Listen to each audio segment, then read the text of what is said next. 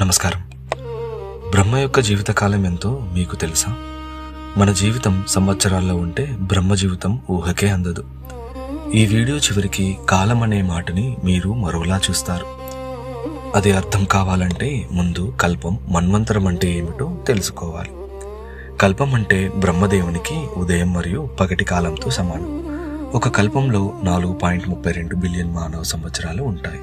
అంటే 432 కోట్ల సంవత్సరాలు. ఈ సమయంలో సృష్టి ఇంకా స్థితి జరుగుతాయి. కల్పం ముగిసిన తర్వాత బ్రహ్మ రాత్రి వస్తుంది. దాన్ని మనం నైమిత్తిక ప్రళయం అంటారు. ఈ రాత్రి కూడా 4.32 బిలియన్ సంవత్సరాలే ఉంటుంది. అంటే బ్రహ్మదేవుని ఒక పూర్తి రోజు, పగలు, రాత్రి కలుపుకొని 8.64 బిలియన్ మానవ సంవత్సరాలు అన్నమాట. ఇప్పుడు మన్వంతరం గురించి తెలుసుకుందాం. ఒక కల్పంలో 14 మన్వంతరాలు ఉంటాయి. ప్రతి మన్వంతరానికి ఒక మనువు పాలకుడు. ఒక మన్వంతరంలో 71 మహాయుగాలు ఉంటాయి. ఒక మహాయుగంలో 4 యుగాలు ఉంటాయి. కృత, త్రేత, ద్వాపర, కలియుగం. ఈ 4 కలిపితే ఒక మహాయుగం అంటారు. ఒక మహాయుగం అనేది 43,20,000 మానవ సంవత్సరాలు ఉంటుంది.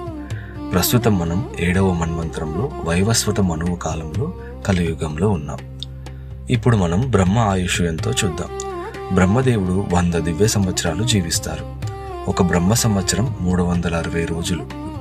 శాస్త్రాల్లో లెక్క చెప్పేటప్పుడు బ్రహ్మ పగటి కాలం అంటే ఒక కల్పం మాత్రమే లెక్కలోకి తీసుకుంటారు. అంటే బ్రహ్మ జీవితంలో 36,000 సార్లు సృష్టి జరుగుతుంది మరియు 36,000 సార్లు నైమిత్తిక ప్రళయం జరుగుతుంది. బ్రహ్మ 100 దివ్య సంవత్సరాల అనంతరం మహాప్రళయం వస్తుంది. తర్వాత కొత్త బ్రహ్మ పుడతాడు. మళ్ళీ సృష్టి ప్రారంభమవుతుంది. ఈ చక్రానికి ఆది లేదు, అంతము లేదు.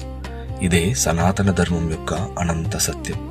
మనం ఈ అనంత కాల చక్రంలో ఒక చిన్న క్షణం మాత్రమే.